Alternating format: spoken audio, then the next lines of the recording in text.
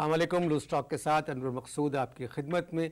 पिछले प्रोग्रामों में कई दफ़ा ऐसा हो चुका है कि मैं पहली मरतबा अपने मेहमान से मिलता हूँ। आज भी जो मेहमान हैं उनसे मेरी पहली मुलाकात है, टेलीफोन पर बात हुई थी। अस्सलाम वालेकुम। वालेकुम। मियाँ, हर मेहमान से पहली दफ़ा मुलाकात होती है। वो तो जब मुलाकातें होती रहती हैं फिर आदमी बेतकल्लुफ़ होता है, फिर दोस्तियाँ होती हैं। ये तो आपने बड़ी अजीब बात की कि पहली दफ़ा मिल रहा हूँ। पहली दफ़ा तो सभी मिलते हैं भाई। आपने फ़ोन पर, आपको टीवी पे देखते रहते हैं, बहुत अच्छा करते हो माशाल्लाह। आपने फ़ोन सुना पर नया प्रोग्राम भी शुरू किया तुमने। जी, आपने फ़ोन पर फरमाया था कि क्या आपकी फरमाया? उम्र 90 बरस है, मगर आप 90 के नहीं लगते। भाई दरअसल ये है कि मेरी उम्र जो है वो 60 से कुछ ऊपर है भाई। तो आपने गलत बयानी से काम लिया। अल्लाह ना करे तो ज़िंदगी में कभी यही काम नहीं किया, झूठ नहीं बोला भाई। आपकी बात जो है मेरे वालिद साहब से हुई होगी। तो वो कहाँ है? वो इस वक्त नाज़माबाद देखा है तुमने? नाज़माबाद जी, नाज़माबाद देखा है? नाज़माबाद का जो राउंड अबाउट है ना, राउंड अबाउट के पास जो मिट्टी का ढेर है ना, वहाँ पर वो दुपल्ली टोपी पुनने वाली, काली शेरवानी, वो वाले जूते पहन के मियाँ उगड़ू बैठे हुए हैं। और जबकि उन्होंने पाकिस्तान बनने में बड़ी जद्दोजहद की थी और वहाँ अलीगढ़ मुस्लिम यूनिवर्सिटी के अंदर मेरे वालिद साहब ने जो है कायद का इस्तकबाल भी किया था। मिट्टी के ढेर पे कैसे बैठे हैं? उगड़ू। मिट्टी के ढेर पे उखड़ क्यों बैठे? नहीं, उगड़ू बैठने का शौक नहीं है उनको, वो तो मजबूरन उगड़ू बैठे हैं।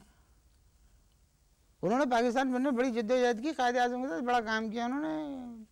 खैर अल्लाह माफ़ करे, काम तो नहीं किया क्योंकि बस उस वक्त छोटे थे, लेकिन नारेबाजी बड़ी की उन्होंने। वो तो मुसलसल ये नारे लगाते थे, बट के रहेगा हिंदुस्तान, लेके रहेंगे पाकिस्तान, लेके रहेंगे पाकिस्तान, बट के रहेगा हिंदुस्तान, इस तरह के काम करते रहे। तो वो मिट्टी के ढेर बैठे हुए हैं। उगड़ू ऐसे। मगर क्यों बैठे हैं? अब यही तो बात है ना, ये अगर आप पहले पूछ लेते कि क्यों बैठे हैं तो इतनी लंबी चौड़ी बातें करने की ज़रूरत नहीं पड़ती। डायरेक्ट मैं पॉइंट पे आ जाता, डायरेक्ट मैं बात कर देता। अब आपने सवाल धरा है मेरे ऊपर कि वो उगड़ू क्यों बैठे हुए हैं।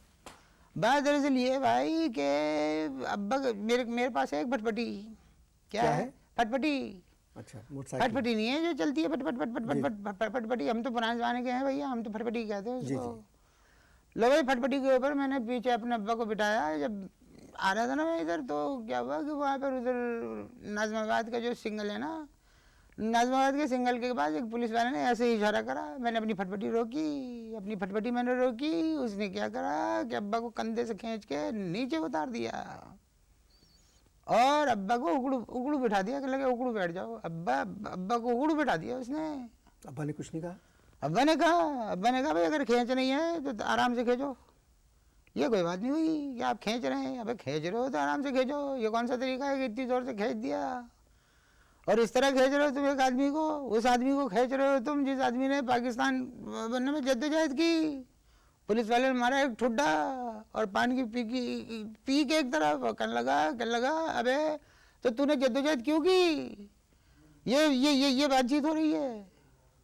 आपको पुलिस वाले को समझाना चाहिए था। क्या समझाते पुलिस वाले को? पुलिस वाले को ये समझा था मैं कि ये मेरे अब्बा नहीं मेरी अम्मा है, क्योंकि पीछे जो है औरत को बैठने की इजाज़त है। मेरे अब्बा जो हैं थोड़ा सा तिल मिला है, लेकिन उन्होंने पुलिस वाले से कहा कि भाई लो मैं ऐसे पैर करके बैठ जाता हूँ जैसे औरतें बैठती हैं, मुझे बैठने दो। कहने लगे नहीं तू यहीं बैठेगा, उगड़ू बैठेगा। आपको अपने वालिद को छोड़ के नहीं आना चाहिए था। भाई यकीन करो मैं अपनी मर्ज़ी से छोड़ के नहीं आया, मैं अपनी मर्ज़ी से छोड़ के नहीं आया। तो अब्बा जान का हुक्म था। अब्बा मुझसे कहने लगा कि भाई तुम यार भाई जाओ और जाके अनवर मकसूद से मुलाकात करो और वहाँ जाके सारी बातें बताओ। लो भाई मैं आ गया तुम्हारे पास और देखो उन्होंने पाकिस्तान बनने में जद्दोजहद की और एक आदमी जो है नाज़माबाद की चौरंगी पे वो उसमें मिट्टी के ढेर के ऊपर उगड़ू बैठा हुआ है। कायद आज़म के साथ काम कायद आज़म के साथ काम किया उन्होंने। अब काम नहीं किया, उस वक्त बड़े छोटे थे, लेकिन बताया था ना आपको पहले कि नारेबाजी बड़ी की उन्होंने, लेके रहेंगे पाकिस्तान, बट के रहेगा हिंदुस्तान। मगर मुलाकात हुई कायद आज़म से? कायद आज़म से मुलाकात हुई, कायद आज़म से मुलाकात हुई। अलीगढ़ मुस्लिम यूनिवर्सिटी के अंदर जो है जब कायद आज़म तशरीफ लाए थे तो मसूद टामी के साथ मेरे अब्बा भी थे। इसका मतलब इन्होंने पाकिस्तान बनने में कोशिश की। जाहिर है कोशिश क्यों नहीं की, सारा काम उन्होंने किया। सारा लोड डब्बा पे पड़ा हुआ था। इतने नारेबाजी लीड करते थे, नारे बीच में जाके ऐसे बढ़ के रहेगा हिंदुस्तान, लेकर रहेंगे पाकिस्तान, बड़ा लोड था अब्बा के ऊपर। और इतने लोड वाले आदमी के ऊपर जिसने पाकिस्तान की जद्दोजहद में इतना लोड लिया, उसको ऑफ लोड किया फटफटी के ऊपर से और उसको बिठा दिया वहाँ पर मिट्टी के ढेर के ऊपर उगड़ू। भाई आपको मालूम था कि मोटरसाइकिल पे डबल सवारी की पाबंदी हो गई है? नहीं नहीं, मुझे तो नहीं मालूम था। मगर ये पाबंदी क्यों लगाई? अब पता नहीं, अब्बा बता रहे थे कि हुदूद ऑर्डिनेंस मंजूर हो गया है, इसलिए पाबंदी लग गई है। मगर डबल सवारी का हुदूद ऑर्डिनेंस से क्या ताल्लुक? भाई अब ये तो मुझे नहीं पता, ये तो मुझे नहीं पता। मैंने पुलिस वाले को समझाया है, मैंने उसको बड़ा समझाने की कोशिश की कि मेरे अब्बा 90 क्रॉस कर चुके हैं, न इन्होंने कभी ज़िंदगी में मोबाइल रखा, ना कभी बंदूक की शक्ल देखी। समझ में आई बात? कभी बंदूक की शक्ल नहीं देखी, ना कभी ज़िंदगी में मोबाइल रखा। पुलिस वाले ने क्या कहा? भाई उसने तो एक बड़ा अजीब जवाब दिया, कहने लगे कि, और मैंने कहा शर्म आनी चाहिए आपको, मेरे बाप जो है बुजुर्ग हैं, उनके साथ ये सलूक कर रहे हो, तो पता है उसने एक बड़ा अजीब सा जवाब दिया। कहने लगा बुजुर्गों ने इस मुल्क की मिट्टी पलीद की है, इसीलिए मैंने इस पलीद को मिट्टी के ढेर पे बिठाया हुआ है, उगड़ू। और वो जो कुछ देखा ना मैंने, तो मेरा तो दिल चाह रहा था कि मैं भी उतर के उगड़ू बैठ जाऊँ। आप बताओ, पाकिस्तान की बनने में जिसने इतनी जद्दोजहद करी, उनको उगड़ू बिठा दिया हुआ है, और थोड़ी देर बाद एक अजीब सी फरमाइश कर दी। मेरे पास कहने लगे अब तू बांग दे, कुकड़ू को बताइए।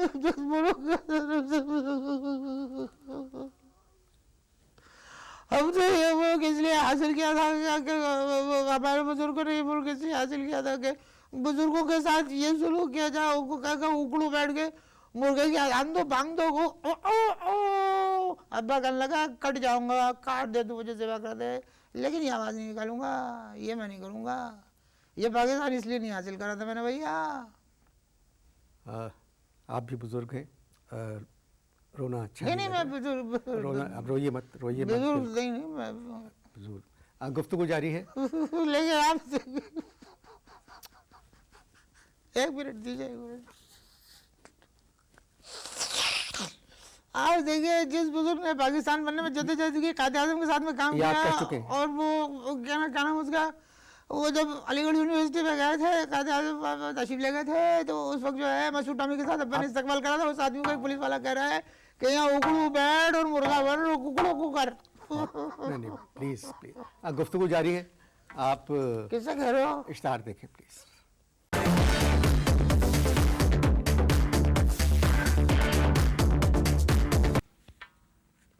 जी मेहमान अजीज़, वक्फा ख़त्म हो चुका है। वक्फे से पहले आप नहीं, अजीज़ मेरा नाम नहीं है। मैं मेहमान अजीज़ का मतलब मेरा है नाम कि बाकर है, बाकर। बाकर। हाँ बाकर कहिए। बाकर साहब, हाँ। वक्फे से पहले आप फरमा रहे थे डबल सवारी की डबल सवारी की बात कर रहा था मैं। जो भी बात करता हूँ ना, बिल्कुल ठीक ठीक करता हूँ। कभी कभी लोगों को बुरी भी लग जाती है, लेकिन बात करनी चाहिए ठीक। अब देखो, फटफटी के ऊपर क्या है, औरत को बैठने की इजाज़त है, औरत के बच्चों को बैठने की इजाज़त है। अगर बच्चों का अब्बा पीछे बैठ जाए तो कानून जुर्म है। ये कहाँ की शराबत है भाई? भाई आजकल स्ट्रीट क्राइम्स बहुत हो रहे हैं ना। लो अजीब बात करो, स्ट्रीट क्राइम बहुत हो रहे हैं, तो मेरे अब्बा के स्ट्रीट क्राइम से क्या ताल्लुक? वो स्ट्रीट के ऊपर सही से चल भी नहीं सकते। समझ में आई बात? उन्होंने तो जिंदगी में कभी कोई क्राइम नहीं किया, आप कह रहे हैं कि स्ट्रीट क्राइम बहुत हो रहे हैं। नहीं भाई, स्ट्रीट क्राइम से जो है मेरे वालिद का क्या ताल्लुक है? कानून। लेकिन इस वक्त मुझे आपकी बात अच्छी नहीं लगी भाई। देखिए, ये कितनी बड़ी बात की आपने कि स्ट्रीट क्राइम हो रहे हैं। मेरे अब्बा तो स्ट्रीट पे चल भी नहीं सकते। नहीं, कानून एक आदमी के लिए नहीं बनता है ना। आप क्या करते हैं? हम अब्बा को मोटरसाइकिल के ऊपर, यानी फटफटी के ऊपर इधर छोड़ देते हैं, कभी उधर छोड़ देते हैं, कभी यहाँ छोड़ देते हैं, कभी उधर छोड़ देते हैं, जहाँ वो कहते हैं वहाँ ले जाके छोड़ देते हैं। अभी कुछ दिन पहले की बात है, हमारा जो घर है ना ज़रा बड़ा है। घर जो है ना, घर के बाद सहन है एक लंबा चौड़ा, सहन के कोने के ऊपर है गुसलखाना। रात 12 बजे अब्बा ने मुझे उठाया, कहने लगे बेटा फटफटी स्टार्ट कर। मैंने फटफटी स्टार्ट करी, अब्बा पीछे उचक के बैठ गए, कहने लगे बेटा मुझे गुसलखाने छोड़ा। मैं जाके अब्बा को गुसलखाने छोड़ के आ गया। क्यों भाई? ये जल्दी में थे, इमरजेंसी थी, लेकिन मैंने पार्क नहीं करी, स्टार्ट रही फटफटी। उसके बाद अब्बा को बिठाया, वापस कमरे में लाया, फिर छोड़ा। इस टाइप का बेटा हूँ मैं। तो आप खुद क्या करते हैं? नौकरी वगैरह करते हैं? नौकरी तो पिछले 24 साल से मिली नहीं, आज के वगैरह वगैरह ही करते हैं। तो मोटरसाइकिल कहाँ से आई? मोटरसाइकिल आई नहीं भैया, झूठ बोलने की हमें आदत नहीं। हम क्यों कहें खाना खाई कि भाई हमने पैसों से मोटरसाइकिल खरीदी है। आज़ादी के हम सफ़र, दरअसल टीवी के ऊपर एक प्रोग्राम क्विज का शुरू हुआ था। क्या हुआ था? आज़ादी के हम सफ़र। उस प्रोग्राम में अब्बा को बुलाया था, अब्बा वहाँ गए थे, अब्बा ने ठीक ठीक जवाब दिए और क्विज के अंदर ये मोटरसाइकिल जीती थी उन्होंने। आपकी आमदनी का जरिया क्या है?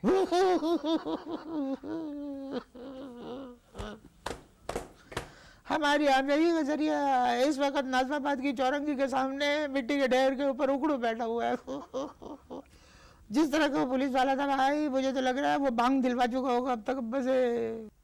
आपका मतलब है इस उम्र में भी आपके वालिद साहब कमा रहे? जाहिर सी बात है, इस उम्र में हमारे वालिद साहब ही कमा रहे हैं, और कौन कमाएगा भाई। क्या करते हैं? बस वो हमसे छुप कर कुछ करते हैं। 90 बरस की उम्र में एक इंसान छुप के क्या कर सकता है? अरे छुप के क्या करते हैं अब मैं बताऊंगा ना तो आपकी आंखें खुली की खुली रह जाएंगी, शायद आप अखबार भी हो जाएं। अब्बा हम लोगों से छुप छुप के अपनी पुरानी चीज़ों को बेच देते हैं। अभी पिछले दिनों उन्होंने क्या करा, कायदे आज़म ने उनको एक घड़ी तोहफे में दी थी। वो घड़ी जो मुस्लिम लीग के इतने बड़े इंसान ने, कायदे पाकिस्तान ने, जिन्होंने पाकिस्तान को बनाया, उन्होंने घड़ी दी थी अब्बा जान को तोहफे में। मुस्लिम लीग काफ वाले एक साहब आए और आके पिछले दिनों अब्बा से घड़ी खरीद के ले गए। अब जब अब्बा से घड़ी खरीद के ले गए कि भाई खुद पहन लो, लेकिन उन्होंने क्या करा कि वो घड़ी किसी खातून को तोहफे में दे दी। कोई 10-15 दिन के बाद वो खातून अब्बा के पास आई, कहने लगी है मौलाना ये बताओ जरा कि ये घड़ी जो है इसमें सेल कहाँ से डलते हैं। अब्बा ने खातून को देखा, कहने लगे ये भी पगला गई हो, पुराने ज़माने की इतनी पुरानी घड़ी है ये घड़ी सेल से नहीं, ये तो चाबी से चलती है। और उन्होंने कहा कि भाई ये भी मैं बता दूं कि घड़ी हाथ में पहनने की नहीं है, ये जेब में रखने की है। मैं तो ये कह रहा हूँ कि अगले बिलों में ये भी पास करवा दो कि ख़वातीन जेब में भी घड़ी रख सकती हैं। वालिद साहब के पास पुराना सामान खत्म हो जाएगा तो आप क्या करेंगे? हम भी फिर किसी न किसी जद्दोजहद में हिस्सा ले लेंगे भाई। किस किस्म की जद्दोजहद? भाई किसी भी किस्म की जद्दोजहद होती है, हम तो किसी भी किस्म की इसमें हिस्सा ले लेंगे, ऐसी कोई बात नहीं है। आप तो वालिद को मिट्टी के ढेर पे छोड़ा है। मिट्टी के ढेर पे छोड़ा तो क्या हुआ, अब्बा को तो जद्दोजहद करने की आदत है। लिख लो इस वक्त भी वो कोई ना कोई जद्दोजहद कर रहे होंगे, कुछ ना कुछ कर रहे होंगे वो, ऐसी बात नहीं है। और आप कह रहे हैं कि अब्बा को वहाँ पर छोड़ के चले आए हैं, और अपनी खुशी से छोड़ के नहीं चले आए।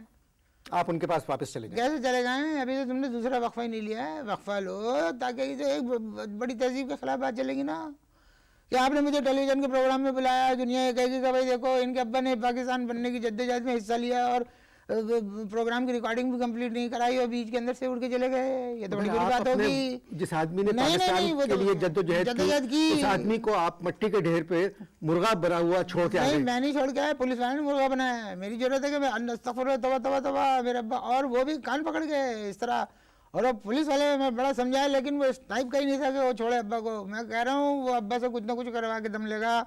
और इससे पहले कि अब आप कह रहे हैं कि मैं उनके पास जाऊँगा, आप वक्फा लें, मैं आपको बताता हूँ। आप लोगों से कहें कि भाई इस वक्त पटपटी वाले साहब मेरे साथ बैठे हुए हैं, इनसे बातचीत ख़त्म हो जाएगी, फिर हम बाद में इनसे बातचीत करते हैं। ये कहें ये टीवी के ड्रामों में बचपन के, जब बचपन में था ना, कॉलेज में पढ़ा था, स्कूल में पढ़ा था, स्कूल में मुझे ड्रामा करने का बड़ा शौक था। ठीक है। 2-3 कप भी मिले, इनाम भी मिले मुझे बड़ा। और मैंने एक साथ दिलीप कुमार की भी अदाकारी की थी, उससे तो बड़ा मस्त हो गए थे लोग, बड़ा कह रहे थे भाई वाह वाह वाह वाह वाह।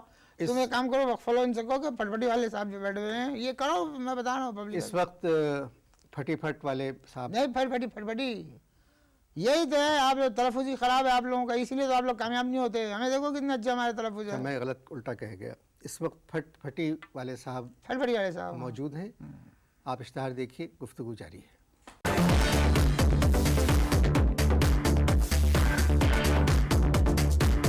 जी, दूसरा वक्फा भी ख़त्म हो गया। आप बताएं मैं आपसे क्या बात करूं? नहीं, ये क्या बात की आपने कि मैं क्या बात करूं? भाई मोटरसाइकिल के ऊपर डबल सवारी पर पाबंदी है जी, लेकिन 2 पुलिस वाले तो बैठ सकते हैं। वो कानून का पास करते हैं। क्या करते हैं? कानून का पास करते हैं। अबे मैट्रिक तो पास किया नहीं है तो वो कानून का पास क्या करेंगे? मेरे भाई, सिंध की सरकार का ऑर्डर है कि मोटरसाइकिल चलाने वाला अकेला चलाएगा, उसके पीछे कोई नहीं बैठ सकता। चलो मैंने मान लिया कि पीछे कोई नहीं बैठ सकता, आगे तो बैठ सकता है, टंकी के ऊपर तो बैठ सकता है, चलाने वाला पीछे बैठ जाए। आप किस तरह की बातें कर रहे हैं? ऐसा नहीं हो सकता। मगर मुझे तो अजीब लग रहा है कि आप अपने वालिद को छोड़ाए। अरे वालिद साहब को कहाँ छोड़ा है? देखिए पाकिस्तान बनने के अंदर कितनी जद्दोजहद की मेरे अब्बा ने, समझ में आए बात, नारे लगाए, कायदे आज़म के साथ काम किया। और उस शख्स को नाज़िमाबाद की चौरंगी, वहाँ उसके सामने एक मिट्टी के ढेर के ऊपर उगड़ू बिठाया हुआ है। किस लिए बिठाया हुआ है? सिर्फ इसलिए बिठाया हुआ है कि वो अपने बेटे के पीछे मोटरसाइकिल पे बैठा हुआ था। अच्छा, एक तो देखिए आपके वालिद जो हैं वो कायद के साथ ही नहीं थे, उन्होंने काम ज़रूर किया। अरे किस तरह की बात कर रहे हैं? कायद ने उनको बड़े तोहफे दिए, मेरे वालिद साहब को बड़े तोहफे दिए, उनको घड़ी दी, उनको दावत दी, उनको एक सिगरेट गैस दिया, और आप कह रहे हैं कि कोई काम नहीं किया। ये कौम अपने बुज़ुर्गों का ख्याल नहीं करती। मुझे रह रह के आपके वालिद का ख्याल आ रहा है। मेरी समझ में बात नहीं आ रही है। क्या बात? वालिद वो मेरे हैं, ख्याल तुम्हें आ रहा है, ये क्या चक्कर क्या है? भाई जिसका बाप है ख्याल उसको ज़्यादा आना चाहिए, तुम्हें आना चाहिए। तुम्हें खामा खाई के रह रहे कि क्यों ख्याल आ रहा है? तुम्हें तो ख्याल आना ही चाहिए वाली साहब, तुम मेरे हैं, मिट्टी के ढेर पे वो बैठे हुए हैं, उकड़ू वो बैठे हुए हैं, शेरवानी उन्होंने पहनी हुई है, भुन्न वाली टोपी उन्होंने पहनी हुई है, और याद तुम्हें आ रहे हैं, सीन मैंने देखा भाई, याद तुम्हें आ रहे हैं। एक 90 साल बुजुर्ग नाजिबाद की चौरंगी पर बैठा हुआ है उकड़ू, पर आप उन्हें छोड़ा है। मैं छोड़ा तो क्या हुआ, इसमें परेशान होने की बात नहीं है। अब्बा जो है जद्दोजहद के आदी हैं, इस वक्त भी उनकी जद्दोजहद जारी होगी। आप अब्बा को नहीं जानते, उनकी जद्दोजहद जारी होगी। जबान जो है ऐसी चलती है, पैरों से सही चला नहीं जाता, लेकिन जबान उनकी ऐसी चलती है, ऐसी चलती है। मैं यकीन करो, जिन पुलिस वालों ने रोका था ना, वो पुलिस वाले पनाह मांग चुके होंगे, शायद भाग भी गए होंगे वहाँ से। अब्बा की ज़बान और लमान अल हफीज़, हमें तो बड़ा फ़ख्र है अपनी अब्बा की ज़बान के ऊपर, क्योंकि जो है वो अलीगढ़ मुस्लिम यूनिवर्सिटी में अब्बा की ज़बान की वजह से उनको गलोच आज़म का खिताब मिला था, गलोच आज़म। आपके अब्बा की तस्वीर जो मेरी आंखों के सामने है, आप उससे मत बिगाड़ें। बाबा कौन सी तस्वीर की बात कर रहे हो? क्या क्या फ़ोटो ले आए होंगे अब्बा की तस्वीर? अब्बा के साथ मैं रहता हूँ, तुम रहते हो? मैं रहता हूँ ना, मैं अपने अब्बा को जानता हूँ, हमारा ख़ानदान हमारे अब्बा को जानता है। अब्बा की ज़बान, अल्लाह अल्लाह, तुम नहीं समझ सकते अब्बा की ज़बान किस तरह की है। वो जो खातून को घड़ी बेची थी ना, मतलब जो मुस्लिम लीग वाले ले गए थे, जिन्होंने खातून को जो घड़ी आगे पकड़ा दी थी, वो खातून आई थी और उन्होंने आगे कुछ बातचीत करना चाहिए ना जब घड़ी के बारे में, तो अब्बा ने एक लफ्ज़ ऐसा कह दिया, वो खातून परेशान हो गई, मुड़ के आई मेरी तरफ, मुझसे कहने लगी कि देखो भाई, ये जो अब्बा ने लफ्ज़ मुझे क्या है, ये कौन सी ज़बान का है? मैंने कहा ये अब्बा की ज़बान का है। तो कहने लगी इसका मतलब क्या है? मैंने इनसे कह दिया, मैंने कहा ये तो आप खातून हैं, अगर इस जगह पे आपका शौहर भी होता तब भी मैं उसको मतलब ना बताता। इस टाइप के अब्बा हैं हमारे। आप जा सकते हैं। कहाँ जा सकते हैं? शुक्रिया आपका। ठीक है, मतलब इंटरव्यू वगैरह खत्म हो गया, कोई दिल में बात तो नहीं रह गई? नहीं, बिल्कुल नहीं। मतलब हर चीज़ क्लियर हो गई ना, सारी बातें आपके मेरे दरमियान? जी जी। ठीक है, मैं चला जाता हूँ। अगर यहाँ पर कोई खातून अगर ऐसी हैं जिनको कहीं घर पर छोड़ना है, तो फटफटी मेरी खाली पड़ी हुई है, मैं अकेला बैठ के जाऊँगा, मैं पीछे बिठा लूँगा उसको, जाके छोड़ दूँगा। क्योंकि देखो एक बात याद रखना अनवर मकसूद भाई, किसी मुसाफिर को एक जगह से दूसरी जगह पे छोड़ने जो है ना, वो बड़े स्वभाव का काम है, और मैं तो ये काम करता रहता हूँ। यहाँ ट्रांसपोर्ट की कमी नहीं है, हाँ, बहुत गाड़ियाँ हैं। लेकिन एक बात मेरी समझ में नहीं आ रही है भाई अनवर मकसूद, मैं यहाँ से चला तो जाऊँ, चलो फर्ज करो यहाँ से किसी खातून को घर नहीं जाना है, मैं अकेले फटफटी के ऊपर बैठ के नाजमाबाद चला गया, चौरंगी के ऊपर मिट्टी के ढेर के पास। सवाल ये उठ रहा है कि मैं अब्बा को मोटरसाइकिल पर बिठा के घर लेके जाऊँगा कैसे? नहीं तो अब्बा को पीछे नहीं बिठाएं, हाँ, आगे बिठा के ले जाएं। बहुत शुक्रिया, जीनियस आइडिया दिया आपने। मैं टंकी पे बिठा के ले जाऊँगा अब्बा को जी। जी। बहुत से लोग ऐसे होते हैं हम्म। जिनकी जो तस्वीर बनती है आंखों के सामने, वो हिला देती है लोगों को। ये क्या पहुँच बात करी आपने कि तस्वीर हिला देती? तस्वीर कैसे हिला देती है? इनके वालिद का जो नक्शा मेरी आंखों के सामने उभरा था। हाँ, तो टोपी, फुन्ना वाली टोपी, काली शेरवानी, और पाकिस्तान की जद्दोजहद में हिस्सा लिया, वो वाले जूते, और वहाँ नाज़िमाबाद पे राउंड अबाउट के सामने मिट्टी के ढेर के ऊपर बैठे हुए उकड़ू। मगर उनके साहबजादे से जब गुफ्तगू बेटे बेटे बेटे इख्तिताम को पहुंची तो वो तस्वीर धुंधला गई। मैं इनसे और बात करना चाह रहा था मगर हिम्मत नहीं हो रही है, इजाज़त दीजिए। अभी दूसरी दफ़ा आज मिला जी है। जी, मैं आपसे 2-3 दफ़ा, जब तक आप जाएंगे नहीं मैं हाथ मिलाता रहूँगा। बहुत बहुत शुक्रिया। बड़ी बड़ी मेहरबानी।